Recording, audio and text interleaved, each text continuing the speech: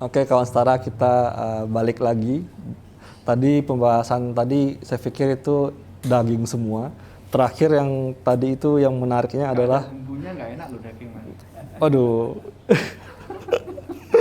ya, pokoknya nyampe ke kita itu udah jadi vitamin, nutrisi apa gitu Pak.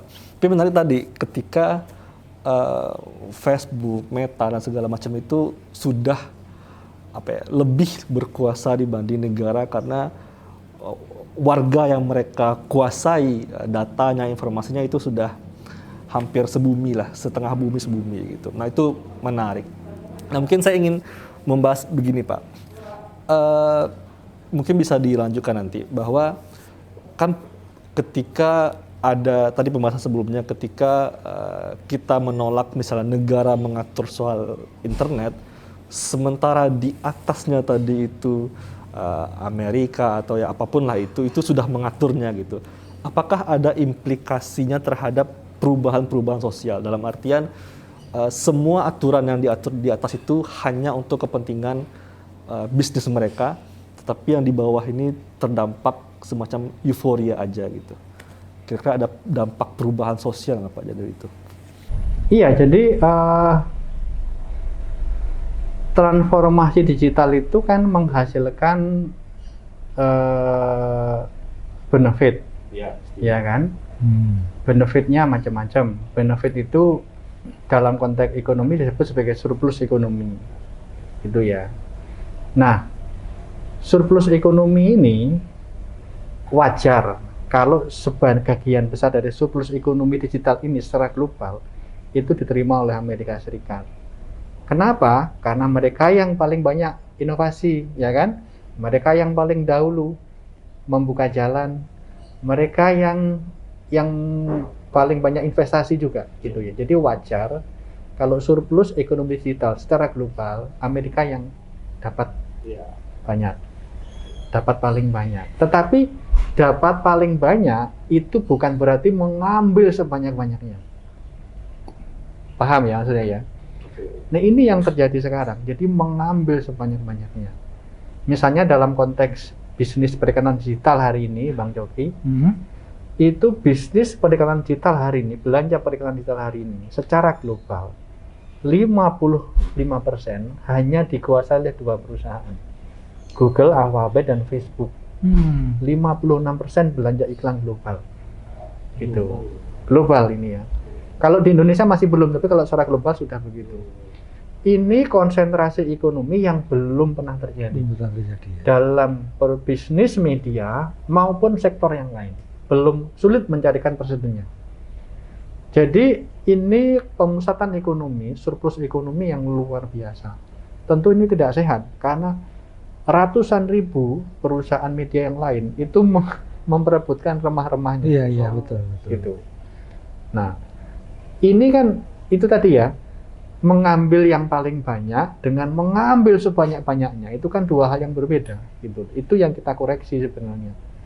Jadi benefit, surplus ekonomi, surplus budaya, surplus kebebasan dari transformasi digital, harusnya ada prinsip keadilan di sana, bahwa itu juga didistribusikan kepada negara-negara. Karena termasuk misalnya belanja iklan digital Indonesia hari ini, Bang Joki, belanja digital hari ini, Indonesia hari ini, itu 70% dikuasai oleh Google dan Facebook juga ya. Gitu, 70% belanja iklan digital, gitu. Nah ini kan situasi yang disebut situasi monopolistik ya, situasi yang tidak sehat. Artinya ini terjadi di sektor manapun pasti harus dikoreksi ini, gitu. Nah upaya untuk mengoreksi ini tidak mungkin tanpa ada intervensi negara, gitu. Negara hadir mengintervensi bukan untuk melawan Google dan Facebook, tapi untuk menciptakan ekonomi ekosistem yang lebih sehat, ekosistem yang lebih berimbang, gitu. Nah, apalagi selain perkara bisnis, ini ada perkara-perkara yang lain, perkara-perkara yang propaganda politik, perkara dampak media sosial dalam menimbulkan perpecahan dalam masyarakat, dalam konteks politik dan agama. Ada persoalan digital surveillance, gimana platform digital itu juga menerapkan teknologi yang bisa melakukan surveillance terhadap setiap orang pengguna mereka. Ada proses data mining, dan data ini kemudian rawan kan? Data ini rawan bisa digunakan oleh siapapun. Terlalu banyak the invisible hands dalam jagat digital itu. Tetapi menariknya satu lagi, dua pemilu Amerika Serikat yang terakhir itu menarik sekali Bang Jogi, karena yang mendapatkan residu yang merusak dari transformasi digital itu bukan hanya negara-negara objek, gitu ya. Bukan hanya pemilu India, pemilu Brasil yang rusak, tapi pemilu Amerika Serikat itu juga rusak. Gitu. Jadi itu menimbulkan kesadaran baru bahwa bahkan di negara asalnya pun Facebook, Google, Twitter, dan lain-lain juga menimbulkan masalah dalam konteks demokrasi. Dua pemilu Amerika Serikat terakhir itu kan pemilu yang paling buruk ya dalam sejarah Amerika Serikat, pecah belahnya, sampai yang terakhir itu yang pendukung Donald Trump membakar sempat itu gedung putih itu. Iya, Washington DC itu. Nah, itu sangat memalukan. Jadi kali ini Amerika Serikat kena batunya, gitu. Dan itu juga akhirnya menimbulkan kesadaran di publik negeri Paman Sam sendiri bahwa persoalan digitalisasi itu mau nggak mau harus ditata ulang, diatur untuk menjaga menjaga kepentingan publik. Gitu. Mas Agus, itu saya agak tertarik juga. Di satu sisi kan terjadi pemusatan ya melalui digitalisasi ya, jadi pemusatan. Tapi di pihak lain terjadi pemecah belahan gitu ya, di munculnya populisme, polarisasi gitu ya. Itu apa ada korelasi atau memang itu diciptakan? Iya. Jadi pemusatan tadi kan terutama sekali pemusatan surplus ekonomi. Ya. Gitu ya. Surplus ekonominya terjadi pemusatan. Tetapi kalau kita ngomong dampak-dampak yang memecah belah, itu kan kita bicara dampak dari logik dari teknologi, algoritma dan lain-lain itu. Nah itu, jadi begini Bang, misalnya media sosial, dalam konteks politik elektoral, dengan echo chamber effect-nya atau filter bubble-nya, memecah belah, gitu ya. Tapi ketika memecah belah ini, politik itu membuat pembaca Facebook semakin meningkat ini. Ketika pecah belah itu berarti kan dalam konteks elektoral itu kan ada echo chamber macam-macam, itu kan pembaca Facebook semakin secara agregat banyak besar, kan? Besar. Gitu loh. Nah, menariknya gini, ketika pembaca Facebook jadi readership-nya mereka naik, gitu Bang. Itu secara ini potensial itu bisa menaikkan rating mereka, menaikkan saham mereka, dan akhirnya itu menaikkan surplus ekonomi mereka, gitu. Jadi pecah belah yang terjadi di sini itu bahkan bisa memberikan keuntungan, nilai tambah keuntungan ekonomi buat platformnya. Maka sejauh yang saya pelajari, kalau ada pertanyaan, siapakah yang paling diuntungkan dari hoax politik yang merecahkan masyarakat? Nomor pertama adalah platform media sosial yang memfasilitasi hoax itu menyebar. Karena semakin kontroversial hoax, semakin banyak yang nyari-nyari kan? Jadi kan pembaca Facebook, Twitter naik, interaksi social engagement di sana naik, itu kan, rating dia naik itu, pengguna dia naik, pengguna naik itu berasosiasi dengan kenaikan nilai saham mereka, Bang. Gitu. Jadi bahkan ketika mereka memecah belah pun, mereka melakukan instrumentalisasi sebenarnya secara bisnis. Bagi mereka bukan kepedulian mereka lah. Ini mau apapun mereka tidak punya Itu bukan berbagai masalah mereka. Kalau dikritik banyak pihak baru mereka peduli. Baru mereka peduli. Ya? Tapi pada momentum berikutnya terjadi lagi, gitu loh. Jadi lagi. Jadi karena apa? Sebenarnya media sosial itu berjalan dengan logik yang disebut sebagai shareability, gitu ya. Konten apa yang akan difasilitasi oleh platform media sosial adalah konten yang menghasilkan share lebih tinggi. Klik, komen, share, like, jempol yang paling banyak. Gitu. Jadi konten apapun sejauh menghasilkan ini semua tinggi, maka dia akan diberi ruang yang lebih banyak. Betul, dan betul. dia akan memiliki peluang untuk monetisasi lebih tinggi daripada konten-konten yang meskipun kontennya bagus tapi shareability-nya rendah. Gitu. Oke Pak, ini saya agak karena saya cenderung pengguna media sosial yang mungkin kalau saya membaca buku Pak Agus itu, saya merasa seperti Pak Agus bilang, ini udah seleher saya airnya, tapi saya belum bisa berenang gitu. Maksudnya gini, saya menggunakan medsos itu ya menggunakan aja untuk chatting, untuk video call atau sharing informasi segala macam gitu. Sementara di buku Pak Agus ini teman-teman, itu media sosial, algoritma segala macam itu sudah bukan lagi sekedar untuk sharing informasi, tetapi di sana ada database kita, ada big data kita. Nah pertanyaan saya, barangkali banyak orang-orang yang menggunakan medsos itu hanya untuk komunikasi saja gitu. Nah kira-kira kalau saya bandingkan dengan buku Pak Agus itu, saya tertinggal sekian tahun di belakang. Nah maksud saya gini, kita diberi kemudahan semuanya oleh media sosial tanpa mengingat bahwa ada mata pedang lain di ujungnya gitu. Nah kira-kira menurut buku Pak Agus itu gimana Pak menjelaskan fenomena yang kita alami media sosial, sementara medsos itu sesuatu yang high lah gitu. Jadi ada beberapa prinsip ya yang perlu kita tekankan ya. Satu, tidak ada yang gratis di media sosial. Meskipun mudah semuanya ya. Iya, kelihatannya gratis. Kelihatannya gratis ya. Tidak ada yang gratis. Tidak gratis ya. Jadi semakin kita aktif menggunakan media sosial, maka semakin banyak data diri kita yang ditambang oleh platform media sosial itu. Jadi istilahnya free services dibarter dengan free user data. Free user data. Itu. Belum lagi kalau kita ngitung listriknya, kita hitung nggak itu, gitu kan? Pulsa lagi. Pulsanya kita hitung nggak, gitu. Jadi itu yang apa ya, yang salah paham bahwa kita pikir media sosial itu gratis, sesuatu yang gratis. Tidak ada yang gratis. Paket dong yang isi gitu. Iya. Bahkan kalau misalnya saya di sini, Bang, saya menggunakan WiFi gitu ya. Itu kan gratis. Iya. Tapi sebenarnya data miningnya tetap akan jalan dengan WiFi itu. Jadi satu, tidak ada yang gratis. Yang kedua,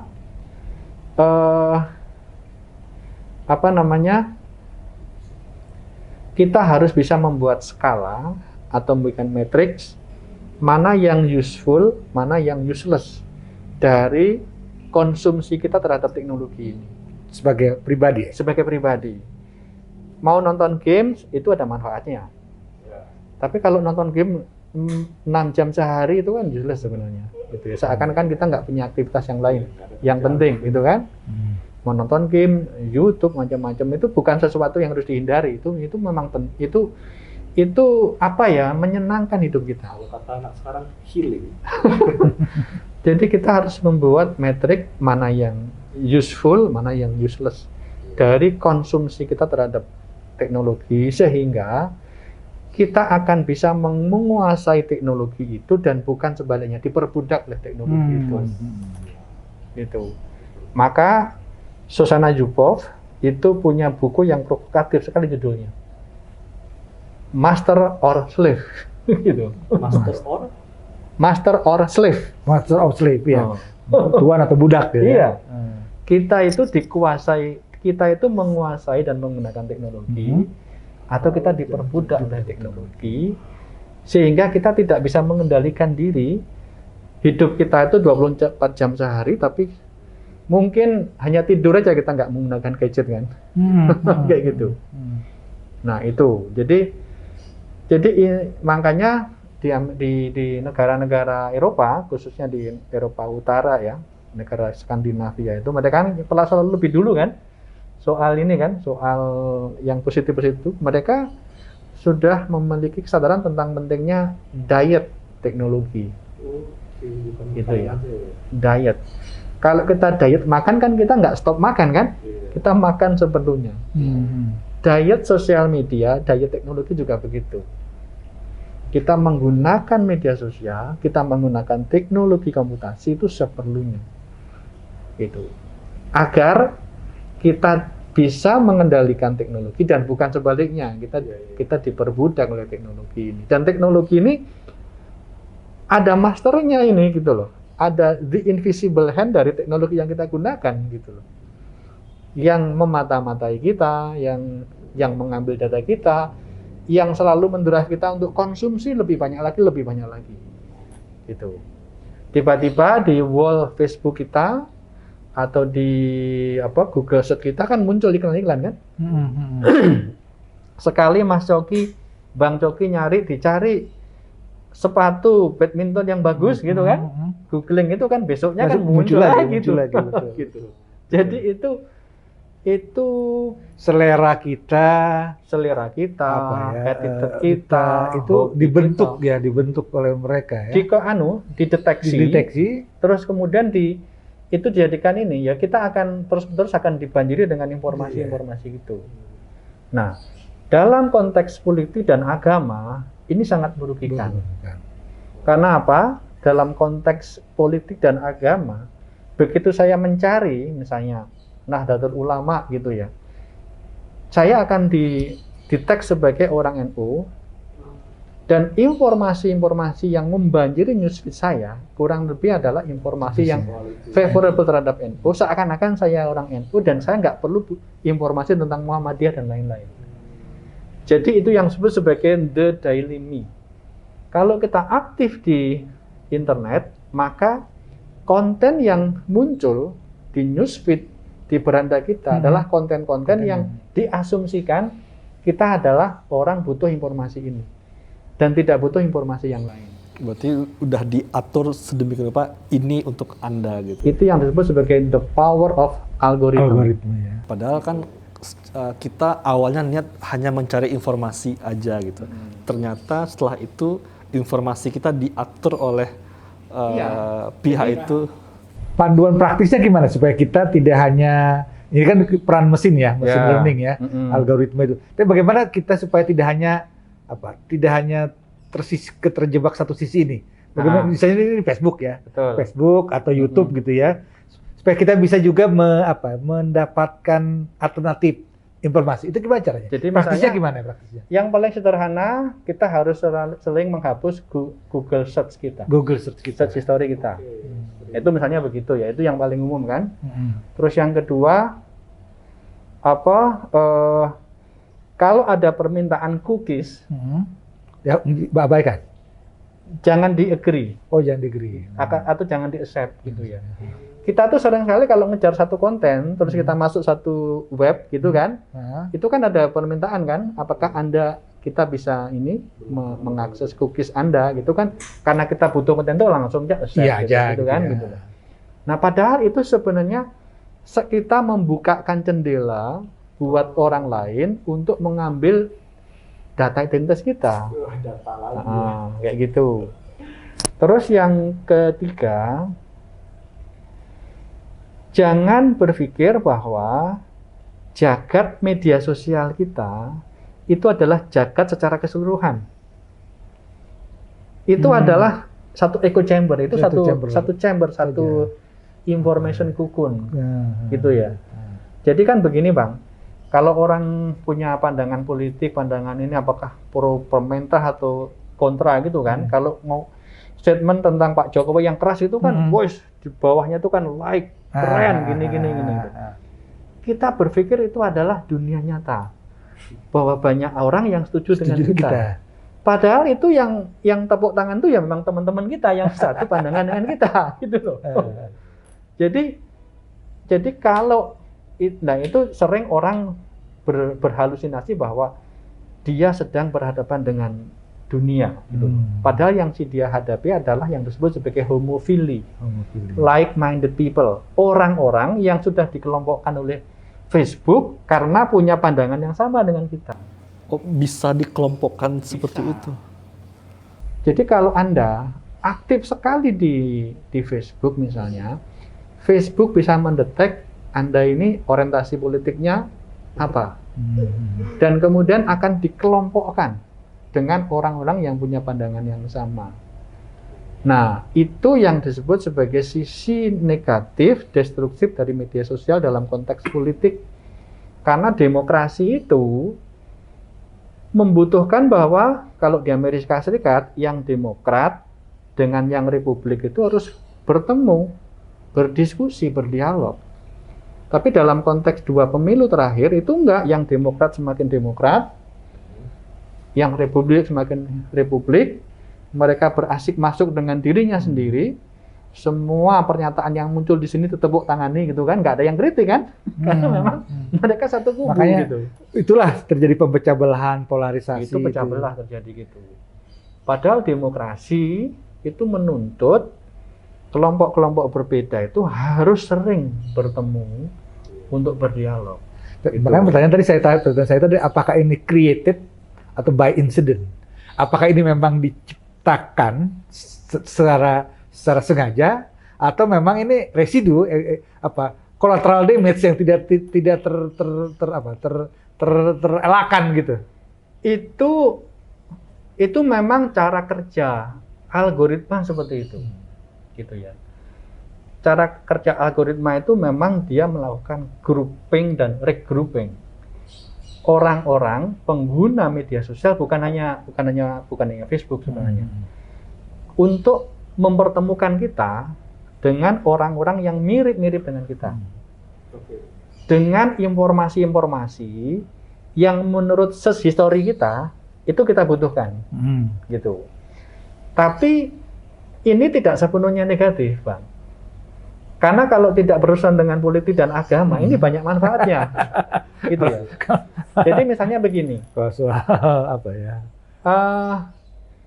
gerakan-gerakan konsumen di Amerika Serikat itu menggunakan cara ini dalam konteks yang positif. Misalnya mau bikin petisi anti apa, gitu ya. Sebelum media sosial, kita kan harus bikin edaran dulu, nanti ketemu di alun-alun, gini gitu kan, itu bisa seminggu. Tapi dengan media sosial, gerakan lingkungan, apa-apa itu, dalam 1 malam bisa mengumpulkan 1 juta orang. Gitu ya. Betul. Jadi tidak sepenuhnya negatif. Ya. Gitu ya. Misalnya Bang Coki ingin ada temennya atau seniornya yang di UGM dulu meninggal gitu kan. Orang yang kasih ya. sumbangan gitu ya. Dalam 1 malam itu bisa mengumpulkan charity yang luar biasa. Itu kan itu kan konteksnya kan homofili kan, orang-orang yang latar belakang pendidikannya sama, gitu kan. Jadi positif dalam hal ini, tapi merusak dalam hal ini tadi ya. Perbincangan tentang, apalagi kalau agama dan politik jadi satu, itu kan orang cenderung emosional gitu. Oke, ini menarik ini, karena kita akan masuk kepada ranah kontekstualisasi digitalisasi kepada isu politik praktis dan gerakan sosial. Kita jeda sebentar dulu ya.